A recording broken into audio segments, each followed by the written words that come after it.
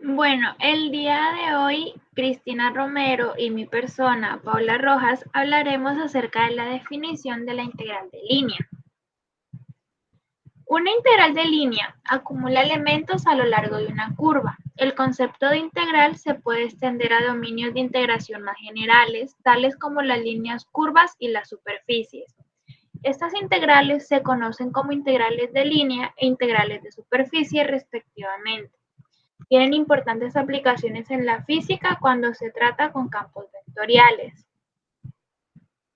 Definimos en general a una integral que es similar o semejante a una integral definida, pero tiene sus particularidades que son que el integrando es un campo vectorial y que el dominio de integración ya no lo hacemos sobre un intervalo de x entre el punto A y B, sino que es una curva definida en el plano o en el espacio. Estas integrales fueron desarrolladas a principios del siglo XIX para resolver muchos problemas de física que involucran flujos de un fluido, fuerzas, electromagnetismo, electricidad y otros. Por esto, para poder definirla, partimos de un concepto físico, el trabajo. Físicamente, sabemos que el trabajo es cuando una fuerza que es constante en magnitud y dirección mueve una partícula dentro de su campo en una cierta trayectoria o dirección, como lo podemos observar acá. Cuando eso se cumple, el trabajo se define como fuerza por distancia.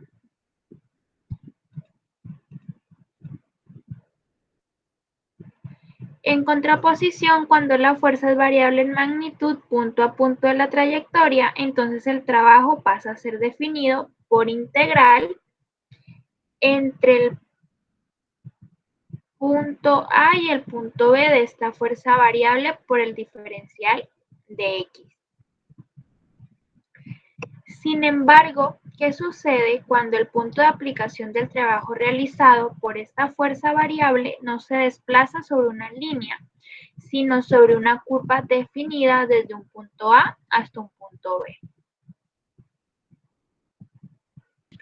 Para analizar esto, dividimos nuestra curva en subarcos delta S sub I. Desde el punto A, origen de la curva con coordenadas x, x0, al punto B final de la curva con coordenadas en x, xn. Entonces definimos que la fuerza dentro de los subarcos es constante.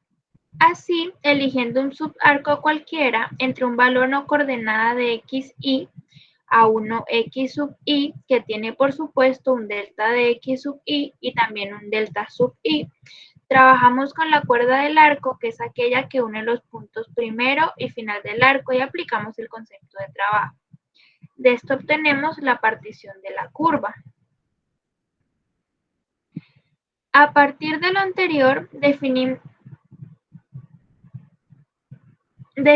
el trabajo en cada uno de estos subarcos, considerando que al ser tan pequeños estos arcos, la fuerza es constante en ellos y como la longitud del subarco tiende a cero, lo podemos asimilar a la cuerda que une el punto inicial con el punto final de este arco. Entonces, trabajo es fuerza constante por su distancia, que en este caso es la cuerda, el delta R sub I. Y pues ahora para obtener el trabajo total tenemos que sumar el trabajo en cada uno de estos subarcos, quedándonos con la sumatoria de I igual a 1 hasta N. Todos los subarcos con su definición de trabajo. Para llegar al valor exacto del trabajo debemos tomar límites, particularmente el delta S sub I tendiendo a cero. Pero como trabajamos con la cuerda, definimos la norma de la partición como la norma de la cuerda. Esto sería la máxima longitud de estas cuerdas cuando tienden a cero. Al definir esta norma tendiente a cero, garantizamos que la cantidad de subarcos y subcuerdas con las que trabajamos tiende a infinito. Así nuestro límite es la norma de la cuerda tendiente a cero, n. Es decir, la cantidad de estos subarcos tendiendo a infinito. De esta sumatoria lo que nos da por definición es una integral entre el punto A y B de la fuerza variable por el diferencial R, el diferencial de la cuerda. Y esta es la definición de la integral de línea para campos vectoriales, donde tengo como integrando el campo vectorial y como cambio de integración una curva. La curva C que ha quedado definida por el diferencial R. Esto vendría siendo la definición conceptual de la integral de línea.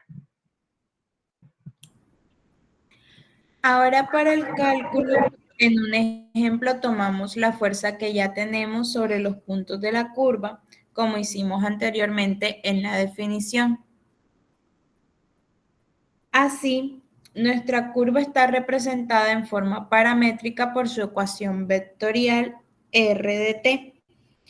Entonces, primeramente, formamos la función compuesta, es decir, reemplazamos en las coordenadas de la fuerza la parametrización y nos queda la función compuesta f de r de t. Seguidamente, calculamos la otra parte de la integral, es decir, el diferencial r. Para realizar esto, desde la parametrización que tenemos de la curva, lo primero que hacemos es calcular el diferencial R derivando este R en dt por el diferencial dt, que es la definición del diferencial de una función. Y siendo este dt constante, lo podemos extraer del producto como factor común, quedándonos simplemente el diferencial r como r' dt por el diferencial t. Con esto simplemente queda sustituir en la integral y para el cálculo de esta vendría siendo lo que es el producto formado por la función compuesta f de r de t por r' de dt. Así simplemente pasamos directo a resolver la integral. Paula, diapositiva. La otra. Ahora viéndonos con un problema más completo, tenemos que nos piden calcular el trabajo realizado por el campo de fuerzas F igual a 2xy más 3yj a lo largo de la curva C, 4x a la 2 más y a la 2 igual a 4, que presenta un recorrido en sentido negativo desde 0,2 al 0,-2. Entonces, en términos generales, lo que nos pide el problema es calcular expresado por la integral curvilínea a lo largo de la curva F que podemos ver en el gráfico, o sea, el campo de fuerza por el diferencial R, que es el diferencial propio de la curva. Lo primero que tenemos que hacer es expresar esta curva en coordenadas paramétricas. Entonces, lo primero que tenemos que tener en cuenta es que esta curva se escribe en forma de elipse con la ecuación x a la 2 más y a la 2 sobre 4. Esto igual a 1. Por tener este tipo de ecuación, tenemos que las ecuaciones paramétricas son para r de t es igual a las expresiones que tenemos aquí. X igual coseno de t y y igual a 2 seno de t. Entonces, básicamente lo que tenemos que ver ahora es cómo varía el parámetro t y esto nos lo dan las indicaciones del sentido negativo y los puntos donde inicia y termina el tramo. Por convención en física, el sentido negativo es aquel que expresa el movimiento en el sentido de las agujas del reloj, desde el punto que nos dan en 0,2 hasta el punto 0,-2. Entonces lo que hacemos es despejar t en cualquiera de las dos expresiones que tenemos como parámetros. Podemos tomar la primera y la segunda, sin embargo, la primera no es conveniente porque x termina en 0 y finaliza en 0. Entonces, es preferible tomar la segunda, en donde vemos que t es igual al arcoseno de y medios, que va desde el valor de y igual a 2 a y igual a menos 2, de acuerdo a las coordenadas de los puntos. Por tanto, tenemos que la variación nos queda con un t inicial de pi sobre 2, que lo vemos en la gráfica, y giramos en sentido negativo hasta llegar a t igual a menos pi sobre 2.